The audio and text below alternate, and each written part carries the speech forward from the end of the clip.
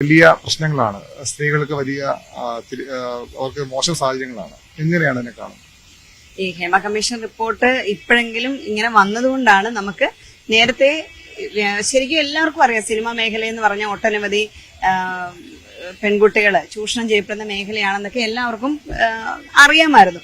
എന്നാലും പലപ്പോഴും ഈ പറഞ്ഞ പോലെ അവസരങ്ങൾക്ക് അല്ലെങ്കിൽ മറ്റു കാര്യങ്ങൾക്കൊക്കെ വേണ്ടി പലപ്പോഴും അവരുടെ ലൈഫ് അല്ലേ എന്നോർത്ത് ആരും ഇത് പുറത്തു പറയാൻ ധൈര്യപ്പെടത്തില്ല. അങ്ങനെ അവസ്ഥയിലാണ് ഈ ഹേമ കമ്മീഷൻ റിപ്പോർട്ട് വരികയും ഞാൻ വിശ്വസിക്കുന്നത്, ഞാൻ തുറന്നു പറഞ്ഞു, ഹേമ കമ്മീഷൻ റിപ്പോർട്ട് എന്നൊക്കെ പറഞ്ഞാൽ മഞ്ഞുമലയുടെ ഒരു അറ്റം മാത്രമായിരിക്കും. ഒരുപാട് പ്രശ്നങ്ങളുണ്ട്. മാത്രമല്ല അതിനകത്ത് നമ്മളെപ്പോഴും ഇരകളുടെ പേരാണ് പുറത്തു വരണ്ടെന്ന് പറയുന്നത്. പക്ഷെ എന്തിന്റെ പേരിലും അത് ഞാൻ പറയുന്നത് സ്ത്രീകളാണെങ്കിലും ആണാണെങ്കിലും പെണ്ണാണെങ്കിലും ആണിനെയാണെങ്കിലും പെണ്ണിനെ ആണെങ്കിലും ഏതെങ്കിലും തൊഴിലിന്റെ പേരിലും ചൂഷണം ചെയ്യാൻ പാടില്ല. അത് അവിടെ സ്ത്രീകളുടെ മാത്രം പ്രശ്നമല്ല, ആരെയും ചൂഷണം ചെയ്യാൻ പാടില്ല. കാരണം നമ്മൾ ഓട്ടോറിക്ഷ ഓടിക്കാൻ പോകുന്ന പോലെ അല്ലെങ്കിൽ കൂലിപ്പണി ചെയ്യാൻ പോകുന്ന പോലെ വക്കീൽ പണി ചെയ്യാൻ പോകുന്ന പോലെ അല്ലെങ്കിൽ സിവിൽ സർവീസ് ചെയ്യുന്ന പോലെ അതിന് ഒരു ജോലിയാണ്. അഭിനയം എന്ന് പറയുന്ന ഒരു ജോലിയാണ്. പ്രത്യേകിച്ച് കേരളത്തിൽ എന്ന് പറഞ്ഞാൽ ഒരു കാലത്ത് സ്റ്റേജ് കൈകാര്യം ചെയ്തിരുന്ന നാടകം, ബാലെ, അതുപോലെ തന്നെ മറ്റെന്താ ഓട്ടൻതുള്ളൽ, കഥകളി, ചാക്യാർകൂത്ത്, ഇങ്ങനെ ഇഷ്ടം പോലെ തനത് കലകളുടെ ഒരു ഹബ്ബായിരുന്ന കേരളത്തിൽ നിന്ന് ഇതെല്ലാം ഇല്ലാതായിട്ട് ഒറ്റ കോൺസെൻട്രേഷൻ ആയിരുന്നു സിനിമ എന്ന് പറഞ്ഞാൽ. അപ്പൊ അവിടെ ഇരിക്കുന്നതെല്ലാം എന്തോ താരരാജാക്കന്മാരാണ്. നമ്മുടെ പൊതുസമൂഹത്തിനും ഇതിനൊക്കെ പങ്കുണ്ട്.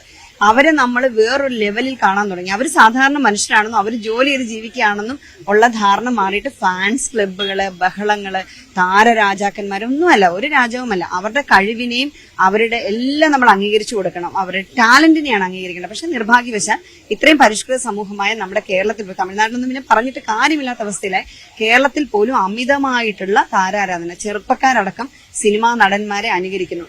ഒരു കാലത്ത് കുടുംബ പശ്ചാത്തലത്തിൽ വന്ന സിനിമകളായിരുന്നെങ്കിൽ ഇക്കാലത്ത് ഡ്രഗ്സും സെക്സും മാത്രമായിട്ട് സിനിമാ മേഖല പുതിയ ന്യൂജൻ സിനിമകൾ അധപ്പതിക്കുന്നു. ഞാൻ അടുത്ത കാലത്ത് കുറെ സിനിമകൾ കണ്ടപ്പോൾ അത് വാച്ച് ചെയ്തപ്പോൾ നടിമാരില്ല, നായികയില്ല അതില്. ഇനി അഥവാ നായിക ഉണ്ടെങ്കിൽ ഭർത്താവിന് വെള്ളം എടുത്ത് കൊടുക്കുകയും വിയർപ്പ് തുടച്ചു കൊടുക്കുകയും ചെയ്യുന്ന നായികമാരെയും അടുത്ത കാലത്ത് സിനിമയെ കണ്ടു. പിന്നെ ഇത് എല്ലാത്തിനും പ്രതികരിക്കാൻ നമ്മൾ ആര് എന്ന് നമുക്ക് തോന്നുന്നു. അതായത് നമ്മളെല്ലാം ഒരുപാട് കാര്യങ്ങളുമായി നിൽക്കുന്ന പൊതുപ്രവർത്തകരാണ്. അപ്പൊ എല്ലാത്തിനും പ്രതികരിക്കേണ്ടെന്ന് ഓർത്ത് പലപ്പോഴും മിണ്ടാതെ പോവുകയാണ്. പക്ഷെ ഈ കൊടിയ ചൂഷണം സിനിമാ മേഖലയിൽ, അതുപോലെ ജൂനിയർ ആർട്ടിസ്റ്റ് അങ്ങനത്തെ ഒന്നും ഇല്ല. അല്ല, ഈ സീനിയർ ആർട്ടിസ്റ്റുകളായ വനിതകൾക്ക് ഒരു പ്രശ്നം വരുമ്പോൾ മാത്രമല്ല ഇത് പ്രതികരിക്കേണ്ടത്. ഈ സീനിയർ ആർട്ടിസ്റ്റുകളായ വനിതകൾ അവരുടെ കൂടെയുള്ള ജൂനിയർ ആർട്ടിസ്റ്റുകളെ എത്രത്തോളം സംരക്ഷിച്ചിട്ടുണ്ട്, അതൊക്കെ ചോദ്യമാണ്. ഇത് പരസ്പരം സഹായിക്കണം. അല്ലാതെ ജൂനിയർ ആർട്ടിസ്റ്റുകളെ എല്ലാം ഉപദ്രവിച്ചോട്ടെ, ഒന്ന് യൂറിൻ പാസ് ചെയ്യാൻ പോലും കഴിയാതെ വിഷമിക്കുന്ന ജൂനിയർ ആർട്ടിസ്റ്റുകളെ ഞങ്ങൾക്കറിയാം, പറഞ്ഞിട്ടുണ്ട് പലരും, വേദനയോടുകൂടി പല അവസരങ്ങളിൽ പറഞ്ഞിട്ടുണ്ട്, ഷെയർ ചെയ്തിട്ടുണ്ട്. അപ്പൊ ജൂനിയർ ആർട്ടിസ്റ്റുകൾക്കും സീനിയർ ആർട്ടിസ്റ്റുകൾക്കും ഒന്നുമില്ല, എല്ലാവരും അഭിനയിക്കാൻ വരുന്നവരാണ്. അതവരുടെ തൊഴിലാണ്. തൊഴിലെടുക്കുന്നവരെ തൊഴിൽ എടുക്കുന്നവരായി കാണുക. അവരെ ആവശ്യമില്ലാത്ത ആകാശത്ത് കയറ്റി വെച്ചതിന് ശേഷം ഇപ്പൊ ഈ വിഗ്രഹങ്ങൾ ഉടഞ്ഞു എന്നൊന്നും പറഞ്ഞതിന് കാര്യമില്ല. സാധാരണക്കാരെ അവരെ കാണാൻ കഴിയുക, അവരുടെ കഴിവുകൾ അംഗീകരിക്കുക. ഏത് മേഖലയിലാണല്ലോ, അത് ഏത് മേഖലയിലാണെങ്കിലും അനാവശ്യമായി ഒരു സ്ത്രീയെ അവരുടെ തൊഴിലിന്, അവരുടെ ഗതികേടിന്, അല്ലെങ്കിൽ അവരെന്തെങ്കിലും ഒരു പ്രയാസത്തിൽ വരുമ്പോൾ അവരെ ചൂഷണം ചെയ്യുന്നവരുണ്ടെങ്കിൽ തീർച്ചയായിട്ടും അത് അങ്ങേയറ്റം തെറ്റ് തന്നെയാണ്.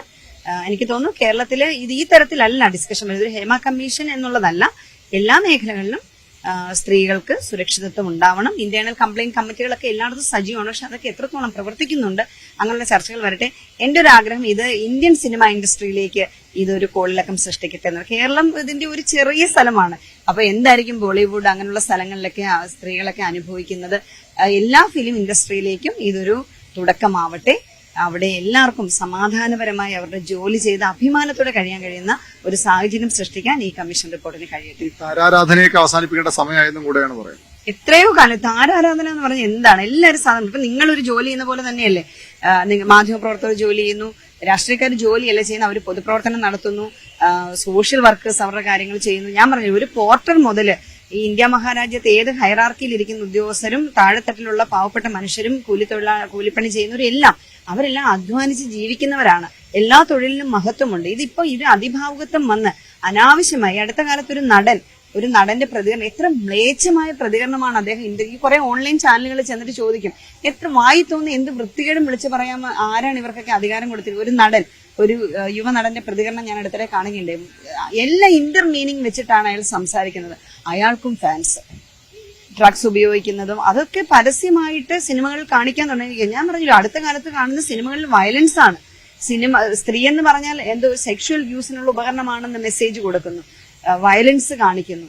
പണ്ട് എത്ര നല്ല മനോഹരമായ സിനിമകളുള്ള നാടായിരുന്നു നമ്മുടെ. അന്ന് നമ്മുടെ നാട്ടിലെ സംസ്കാരത്തിനും അതിനെയൊക്കെ ഇൻഫ്ലുവൻസ് ചെയ്തിട്ടുണ്ട്. എന്നാൽ ഇന്ന് മാറിയിരിക്കുന്നു. ആദ്യം എനിക്ക് കേരള സമൂഹത്തിൽ എല്ലാവരോടും പറയാനുള്ളത്, നമ്മൾ ഇവരെ സാധാരണ മനുഷ്യരായി ട്രീറ്റ് ചെയ്യുക. അവരവരുടെ അഭിനയം കഴിഞ്ഞ് അവരെവിടെങ്കിലും ഒതുങ്ങി ജീവിച്ചോട്ടെ, അവരുടെ പുറകെ നടന്ന് ഫാൻസ്. ഇതിനേക്കാൾ ഉപരിയാണ് ഏത് ഉദ്ഘാടനത്തിനും ഇവരെ കെട്ടി എഴുന്നള്ളിച്ച് കൊണ്ടുവരുന്ന ഒരു കാഴ്ച ഞാൻ കേരള സമൂഹത്തിൽ കാണുമായിരുന്നു. ജനപ്രതിനിധി എന്ന നിലയിൽ പലയിടത്ത് ചെല്ലുമ്പോഴത്തേക്കും ഈ വലിയ തരത്തിൽ ആളെ കൂട്ടാൻ വേണ്ടി പാവപ്പെട്ട നടിമാരെ, എനിക്ക് തോന്നുന്നു അതുപോലും ഒരു ഉപഭോഗ സംസ്കാരത്തിന്റെ ഭാഗമായിട്ടാണ് ആ നടിമാരെ കൊണ്ട് അവിടെ ഇറക്കി എന്തൊക്കെ ബഹളങ്ങളാണ് അവിടെ കാണിക്കുന്നത്. ഇത് കേരള സമൂഹത്തിന് ചേർന്ന കാര്യങ്ങളൊന്നുമല്ല. സാധാരണക്കാരെ അവരെ ട്രീറ്റ് ചെയ്യുക, ഈ സിനിമാ മേഖലയ്ക്ക്. പിന്നെ അതുപോലെ കോടികൾ പ്രതിഫലം കൊടുക്കുക. 2 സിനിമയിൽ അഭിനയിച്ചു കഴിഞ്ഞാൽ ഉടനെ 60 കോടിയുടെ വീട് വെക്കുക, അല്ലെങ്കിൽ 2 കോടിയുടെ കാറ് വാങ്ങി. ഇതൊക്കെ കാണിക്കുമ്പോൾ താഴെത്തട്ടി ചെറുപ്പക്കാരുടെ വിചാരം സിനിമാ താരങ്ങളായാൽ എല്ലാം ശരിയായെന്നാണ്. അതുകൊണ്ടാണ് മെജോറിറ്റി ആളുകളും അവരുടെ പഠനകാലത്ത് പോലും ഇത്തരത്തിലുള്ള ഒരു ക്രേസ് ആയിട്ട്, ഒരു അഡിക്ഷൻ ആയിട്ട് സിനിമാ മേഖലയെ കാണുന്നു. സാധാരണ പോലെ പോട്ടെ, സിനിമ വേണം, എന്റർടൈൻമെന്റിന് സിനിമ വേണം, എല്ലാ ആഘോഷങ്ങളും വേണം. പക്ഷെ ഇതൊന്നും അതിര് കടക്കരുത്. ഇതൊക്കെ മറ്റുള്ളവർക്ക് ശല്യമായി മാറരുത്. ഈ രാജാക്കന്മാരത് മിണ്ടുന്നുമില്ല, ഇത്രയും വലിയ സംഭവം ഉണ്ടായിരുന്നു. നമ്മളൊന്നും ഒരിക്കലും അവരെ, എന്റെ വ്യക്തിപരമായി ഞാൻ രാജാക്കന്മാരെന്ന തരത്തിൽ അവരെ കണ്ടിട്ടേ ഇല്ല. കാരണം അവരൊക്കെ സാധാരണ മനുഷ്യർ, കഴിവുള്ള മനുഷ്യർ എന്നാണ്. കഴിവിനെ ബഹുമാനിക്കുന്നു. അത് ഞാൻ പറഞ്ഞല്ലോ, നന്നായി ജോലി ചെയ്യുന്ന മനുഷ്യനെ നമ്മൾ റെസ്പെക്ട് ചെയ്യുന്ന പോലെ തന്നെ ആ ജോലി പെർഫെക്റ്റ് ആയിട്ട് ചെയ്യുന്നവരോടുള്ള റെസ്പെക്ട് മാത്രമാണ്. അമിത ആരാധന എന്നും കാണിക്കേണ്ടയില്ല. എന്നാൽ അതാണ് പൊളിച്ചെഴുതേണ്ടത്. അവരുടെ തലത്തിൽ കണ്ട അവര് ജോലി എടുക്കുന്നു, ജീവിക്കുന്നു, സന്തോഷമായിട്ട് പോകുന്നു. ഈ ജനപ്രതിനിധികൾക്കെതിരെയൊക്കെ ആരോപണമുണ്ട്. അപ്പൊ അവരൊക്കെ ഈ ഒരു വ്യക്തിശുദ്ധി അല്ലെങ്കിൽ അവരുടെ ഒരു അവരവർ തെറ്റിയില്ല തെളിയിക്കേണ്ടവരും കൂടെ ബാധ്യത അവർക്കില്ലേ? അല്ല, അത് ജനപ്രതിനിധി എന്നുള്ളതല്ലല്ലോ. ജനപ്രതിനിധി അവര് ഫിലിം മേഖലയിൽ നിന്ന് വന്നിട്ടുള്ളവരാണോ? അതിന് മാത്രം ഇപ്പൊ ഞാൻ ഒരാളെ ഫോക്കസ് ചെയ്യേണ്ട കാര്യം. ഞാൻ ഇതിൽ പുരുഷൻ സ്ത്രീ എന്നൊന്നുമില്ല. ഈ ജൂനിയർ ആർട്ടിസ്റ്റുകളായിട്ടുള്ള പെൺകുട്ടികൾ പീഡിപ്പിക്കപ്പെടുമ്പോൾ എന്തുകൊണ്ട് സിനിമാ മേഖലയിലെ മുതിർന്ന നടിമാർ പലപ്പോഴും പ്രതികരിച്ചില്ല എന്നുള്ളതും ചോദ്യമില്ല. ഏതെങ്കിലും ഒരു പുരുഷ കേന്ദ്രീകൃത പ്രശ്നമൊന്നുമായിട്ട് ഞാൻ ഇതിനെ കാണുന്നില്ല. ഇത് സമൂഹത്തിൽ മൊത്തത്തിലുണ്ടായിട്ടുള്ള ജീർണാവസ്ഥയുടെ പ്രശ്നമാണ്. അതിന് ജനപ്രതിനിധികളെ അല്ലെങ്കിൽ രാഷ്ട്രീയക്കാരെ ഒന്നും പ്രത്യേകമായിട്ട് വേട്ടയാടേണ്ട ഒരു ആവശ്യമില്ല. ഇതൊരു മൊത്തം വലിയ പ്രശ്നമാണ്. ഞാൻ പറഞ്ഞു, ഈ ഒരു സംഭവം ഇന്ത്യയിലേക്ക്, എല്ലാ ഫിലിം ഇൻഡസ്ട്രിയിലേക്കും ആളിക്കത്തട്ടെ.